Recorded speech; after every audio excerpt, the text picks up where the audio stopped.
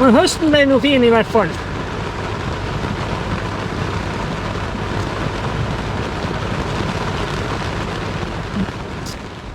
Det en litt lengre tur I går enn tenkt. Så nå ligger vi for kaia her. Det Askvoll. Og her var det flott, tenker jeg. Skikkelig bra I dag. Og været jo helt utrolig bra.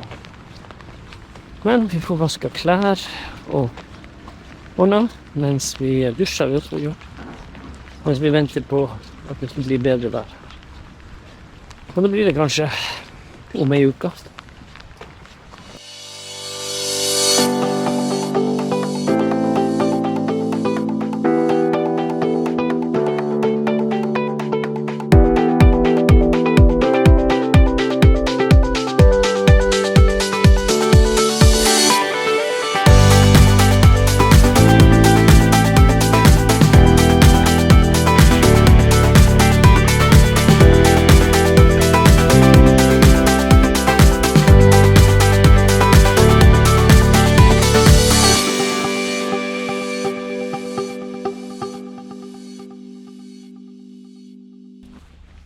Når jeg likevel må ligge her og vente på godværet her på Askvoll, så Askvoll, ja. Kan vi heller ta og trimme litt. Det hadde vært bra. Askvoll.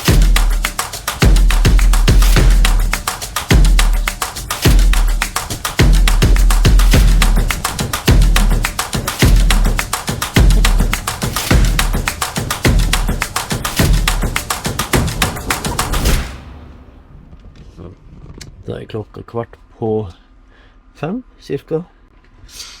Og vi skal kaste loss her fra Askvoll på en times tid. Og så må vi håpe at været så greit at det går flott å komme seg over havet. Hva du sier ikke? Jeg håper det. Det går sikkert bra. Det blir litt sånn bumpy ride, men det var greit. På vei mot Bergen går vi og komme oss.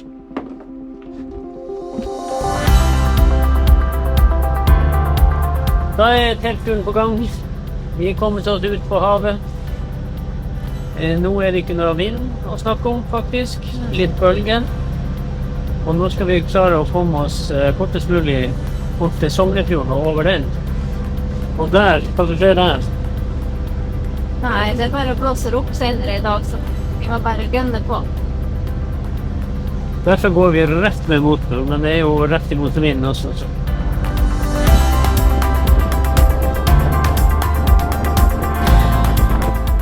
Ja, nå har vi nesten passert Sognefjorden. Det gikk egentlig veldig bra, var det ikke det? Ja, jeg fikk noen sånne skikkelig vindfjord her. Det som ikke trives så veldig godt. Ja, det kom en hurtigbåt og lagde litt bølger til oss, så da var det... Det ikke så ille, egentlig, men det kommer sånne kast. Ellers det bra.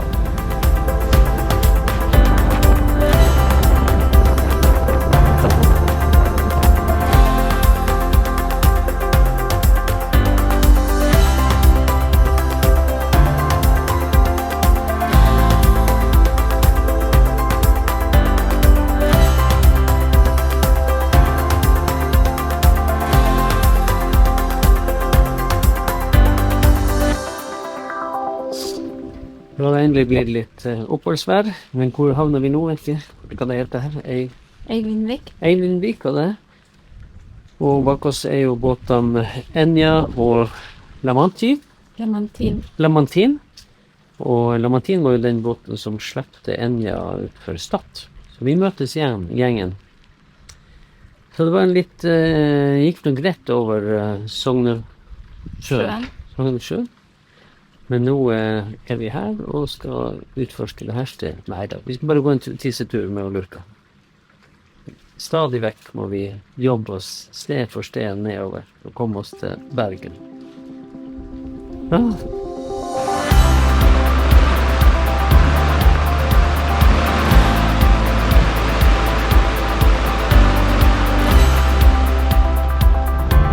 Da kom vi oss en ut fra regnfull havn som gikk på ganske fint i året. Men så ble det regn og vind igjen.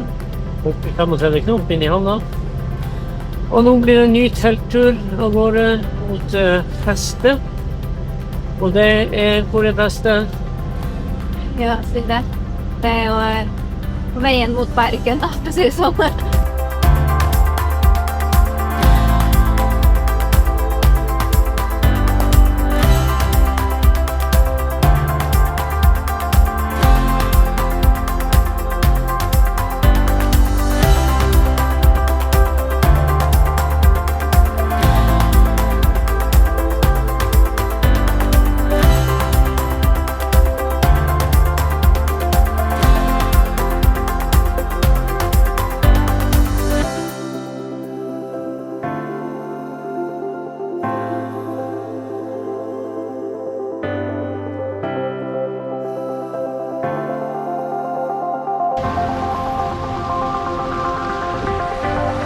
Utrolig flott i det her, jeg ville kalle kanalene ned mot Bergen.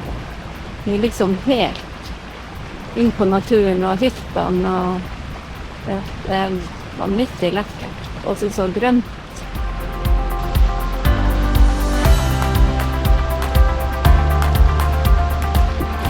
Her vil vi ikke møte hurtigbåter, ikke det sånn?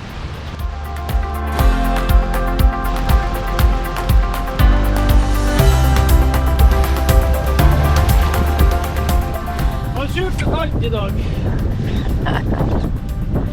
Det var trangt der slutten her.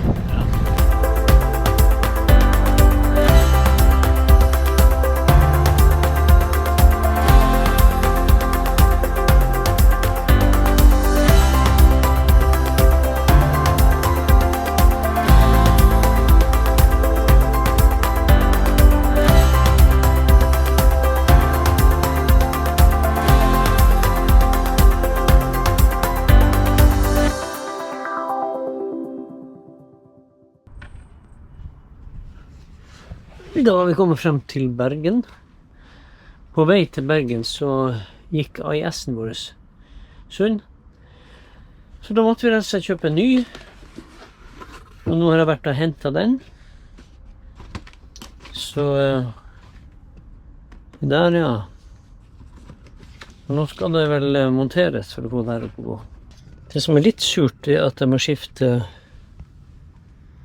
GPS-en til nå. Så jeg må.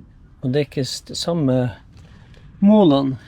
Det er ikke samme målene på det nye som på den gamle. Men her, oi! Må knuse det. Men her er det jo også selvfølgelig bare kaos. Her skal det jo trekkes kabler her der. De som har satt opp det her, de har gjort en forferdelig dårlig jobb med å holde orden på det her systemet. Det ser ikke ut inni her. Og jeg har tatt ned taket, det her taket, og inni der skal det jo gå masse.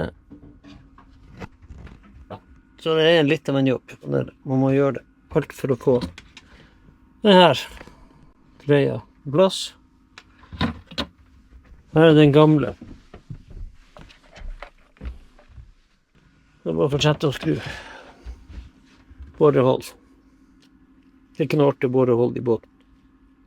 Så har jeg nye antenner plassert, altså GPS-antenner. Kom ut her, og rent der inne, og så måtte jeg strekke den bortover hit. Og da er den klar. Da kan den festes på AIS-en etter hvert. Da er det meste koblet sammen, unntatt selvfølgelig strømmen, det er det siste man gjør, har jeg skjønt. Når det er gjort, så blir det spennende å se om det virker. Kryss fingeren. Nå skal jeg koble på strøm til AIS-en. Jeg kobler strømmen på. Trekk til alle kablene. Nå slår jeg på den. Skal jeg håpe det lyser noe lys her inne. Det lyser rødt.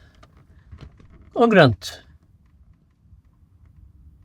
Ja, men det lyste grønt med en gang. Nå skal vi se om vi kan se noe på. Nei, står du her? Er du også interessert i det her? Ja vel. Ja, skal vi gå og se om vi får noe inn. Og lurer på om jeg klarer å se det på kortplott. Skal vi se.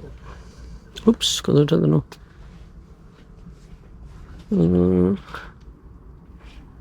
Ser ikke noe AS der, i hvert fall.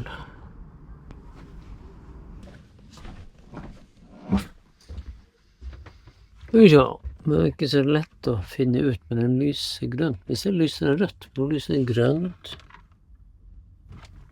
Der. Og når jeg slo på den her Y70, så kom det faktisk frem her. Hvilket betyr at det virker. Den kan jeg i hvert fall se. Men det ser faktisk ut som det ser som skal jeg gå og se på kartplotter, men som ja. Det er kanskje vanskelig å se her på skjermen, men her er masse båter. Der kanskje. Der er det båter, der. Der. Ja, det når oi. Det nådde jo kjempelagt. Hvis jeg, ja, her var det bare 15. Ja, men her er jo enda mer der nede. Hvor langt er det dit? Ja, i hvert fall 25 nautiske. Oi, her var jo også noen punkter. Det høres ut sånn. Hvis ikke det der er målepunkter, går vi se på den. Ja, det er radio, Kvitsøy radio. Så, nei, men da virker det. Fantastisk, halleluja, og alt det som hører med. Da er det bare en ting å gjøre, og rope etter å vekke, sånn at du kan shine. Det her må jeg klippe bort. Så nå mens hun er borte, så skal jeg og du, vi må ta og rydde. Jeg og du, er du klar for det? Ikke, du ser bort. Enda mer bort. Vekk og vekk og vekk. Ikke noe hjelp å få, men mat skal de ha. Men gjør de noe innsats? Ingenting. I hvert fall en lykkelig slutt ble det her.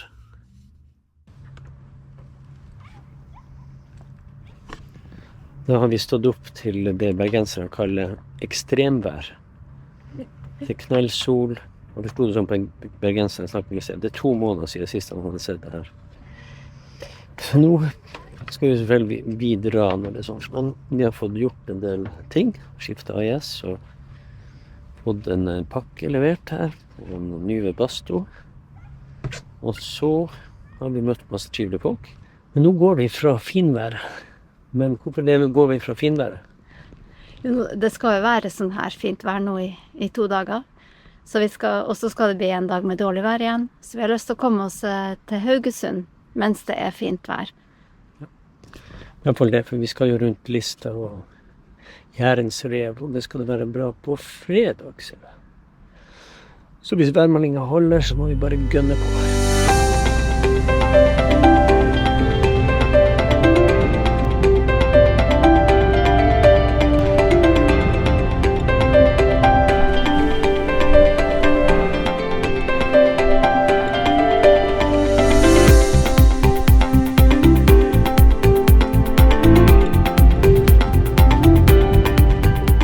Hva som skjer nå?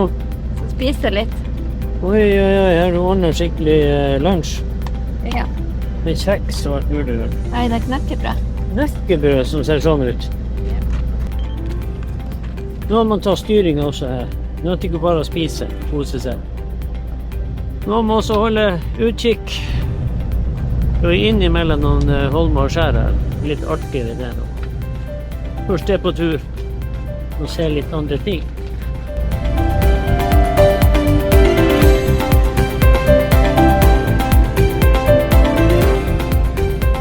Man kan si mye om dette området, men det er vanvittig mange båter vi har møtt. Og båter. Helt fra mitt hele tiden.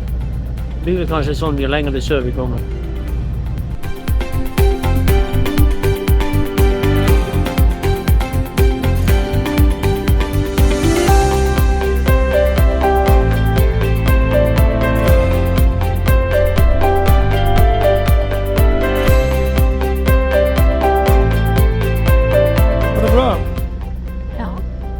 Vi nærmer oss. Ja.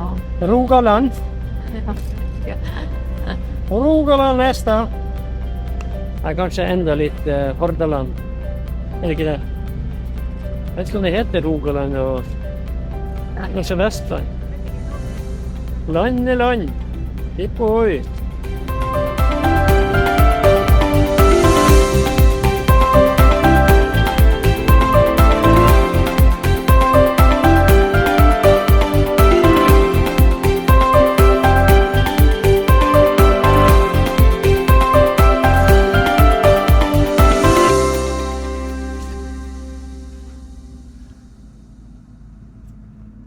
Det var fint her, og nå er vi På Stord. Ja, vi kom oss frem til Stord. Og det første vi gjorde når vi kom hit, det var selvfølgelig å begynne å jobbe. Da jobber vi med seilet. Store paraseilet for å få tørka det. Vi har ligget på dekk og begynte å redde at det var nesten ikke brukt, eller vi har ikke brukt det på turen. Her var det utrolig flott. Nydelig vær, og sånn var det når vi kom inn her i går. Så da var det bare å henge opp. Ja, få opp seilet. Få opp seilet. Men ikke for å seile med det, men... Få tørke det. Ja. Og nå skal vi peise videre, for det er så nydelig vær. Og når vi først har det så stille og rolig, så skal vi peise på videre til... Krokvåg eller Krokvik, jeg husker ikke helt. Og da har vi et godt utgangspunkt for å komme oss ned til Tananger. Og da skal vi snart kaste loss på en kopp kaffe først, så går det i gang.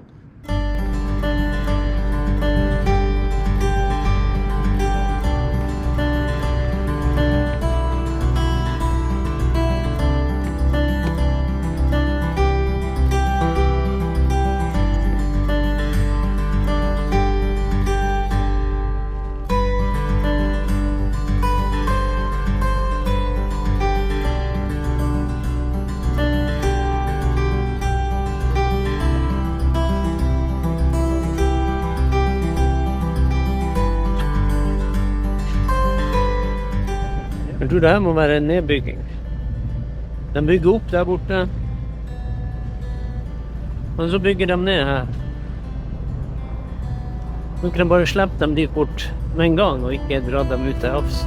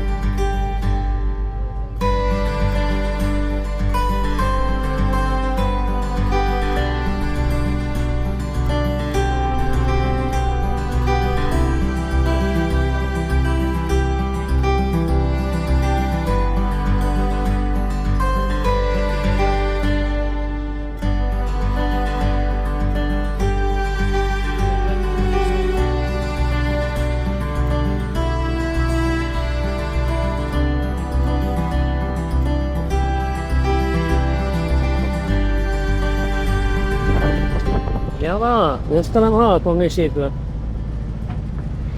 De er i hvert fall gode å lage bølger.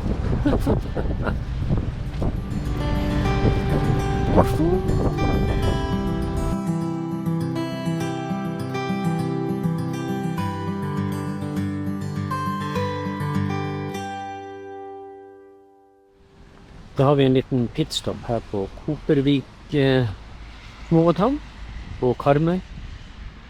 Været var litt guffent i dag, så det blir motvind, så derfor har vi stoppet opp her en døgn før vi går videre til Tananger.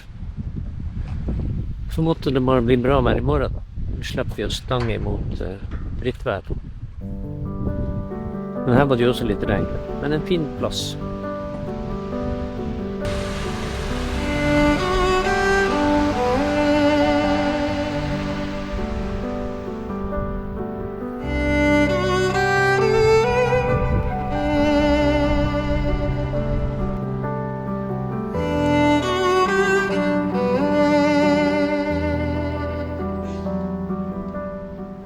Og det var fin.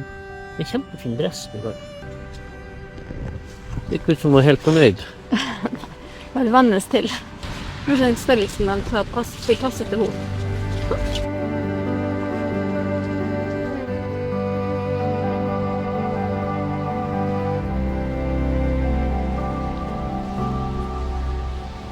Det er kjempefint gjort.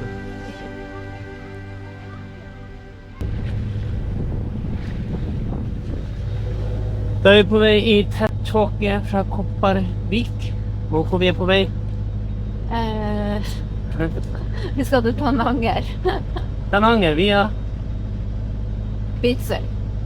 Hvis været er greit, så skal vi gå inn i en Kvitsøy for å se hvordan det ser ut. Hva lett det? Hæ? Ja, hvis tåka har lett da. Og tåka letter nok, det er jeg sikker på. Føles inn.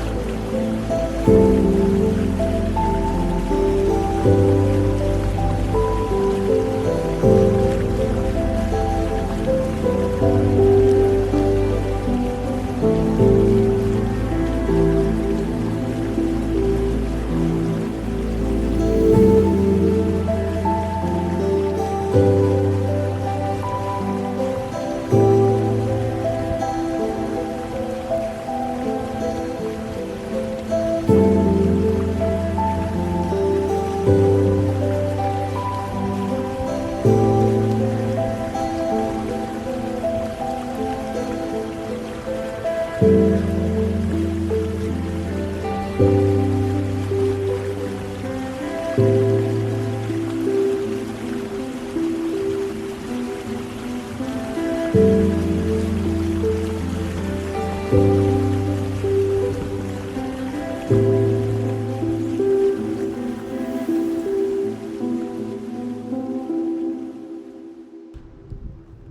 kom vi frem til Tananger heter det.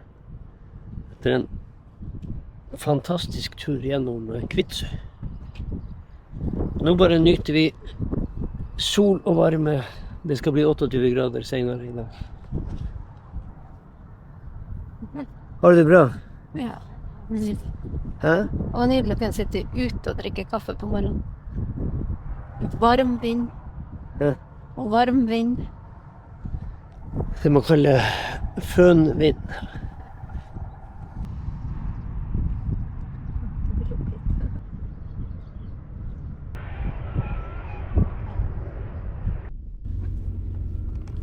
Hva som skjer her?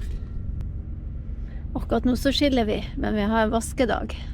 Vasking av klær og vasking av lurker og hun ligger og bare tørker og i sola her.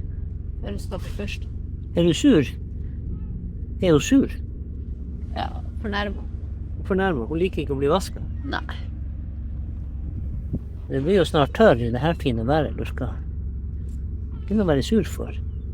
Det. Ikke noe å være sur for. Hun er ikke snakkende til. Sånn er det å være hund. Hun får ikke viljen sin bestandig. Men hun lukter pyton, så det var på tide. Den store båten som du ser bak meg her, med de svære skorsteinene, det er faktisk Norges største seilbåt.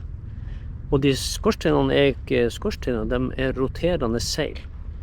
Ved å bruke de her så har de spart utgifter til fremdrift med 25%.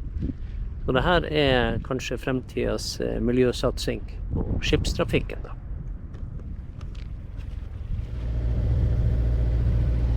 Og nå, hvor vi skal nå? Nå skal vi rundt i Jærens rev til Egersund. Og en nydelig vær, veldig deilig. Og Revens Gjær, det er jo kjent for å være et hardt område kanskje. Nå ser det jo blekket stille ut, eller fette blekket stille, som vi sier i Nord-Norge. Så det her tror jeg skal gå helt fint. Men vi går med motor da, vi klarer vel ikke å seile over, og så må vi finne medstrømmen, som det heter, vi har skjønt at vi må gå så langt ut fra land at vi får medstrøm. Det er visst den beste ruta. Men her har det vært vakkert i Tananger. Det er bra sikkert, det var en veldig fin hav.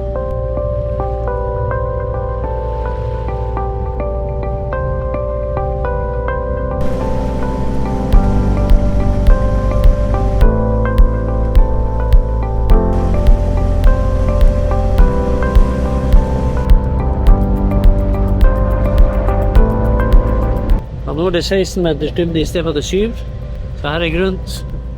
Men når det er så lite sjø, så går det jo bra.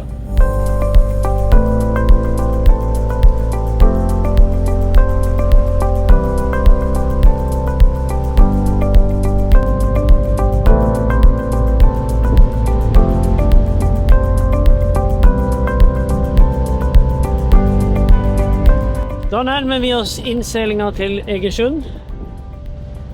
Egersund, er ikke det? Egersund, ja. Fikk beskjed på øret her.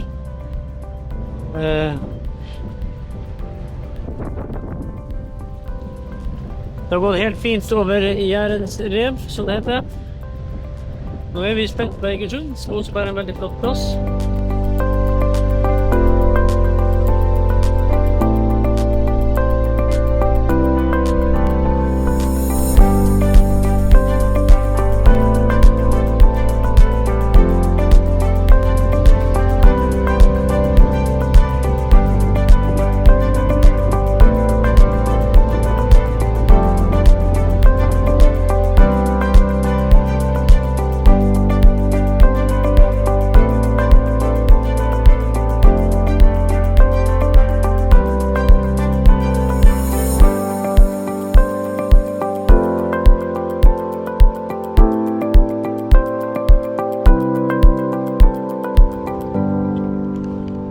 Da var vi havnet i Egersund, og nå skal vi på Så er det en streetfestival, et eller annet streetfood. streetfood. Vi må gå og se hvordan det her er. Vi har aldri vært der før.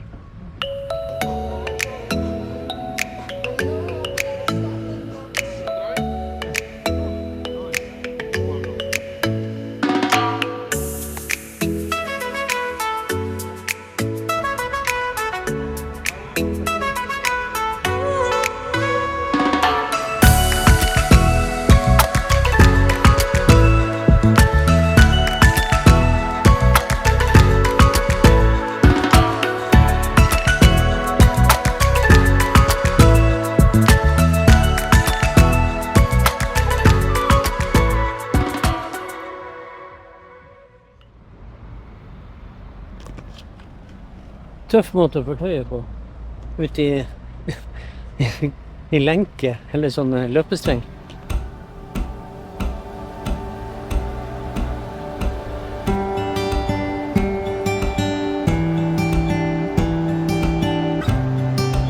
Hver båt har sin egen garasje.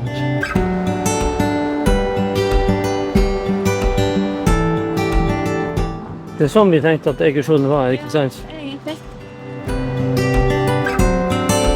Her jo båtavfall, det bare noe mye sånne gamle hus. Det ikke.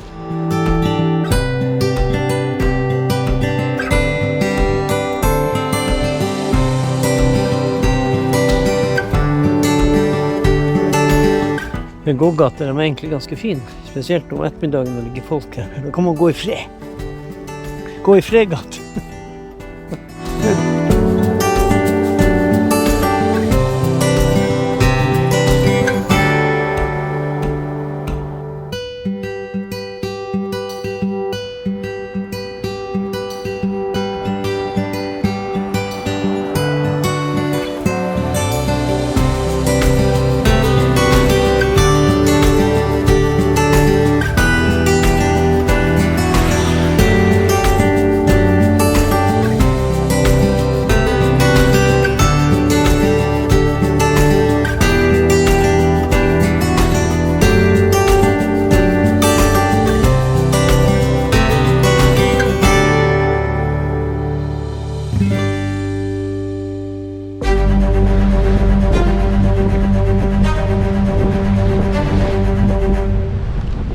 Langt i fjerne der er det Lista vi nærmer oss.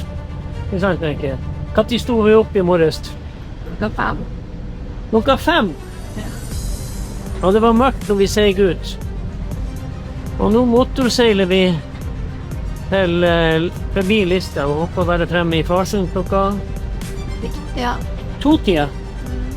2-tida? Ja. Det går jævla fort det her. Her ser dere kaoset som er så mye styre, og Cola klarte jeg søle hele gulvet her. Det var ikke særlig. Nei, men nå er det tørka opp. Nå er det tørka opp. Lurka hun er bare krøllet seg sammen der i. Jeg ble kvalm og holdt på å spy, og sno her ned med tauene og styrte. Det er litt bedre nå. Har litt dårlig trimming her, men forstå sin prøve. Det viktigste er at vi kommer frem helskinnet. Og i livet.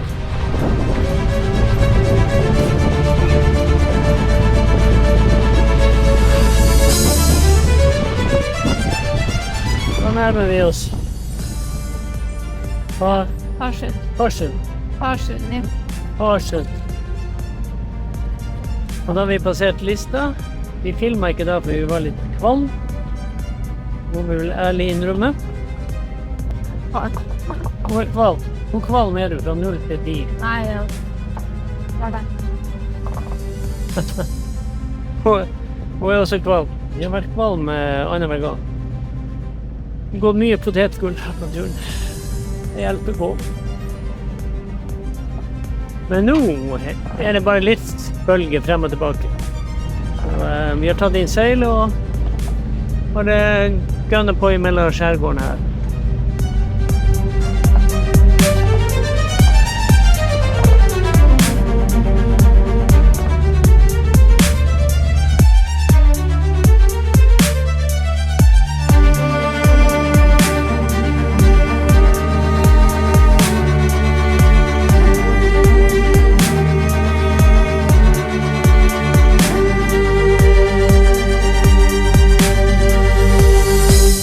Etter å ha passert Lista i går, så havnet vi her i Farsund.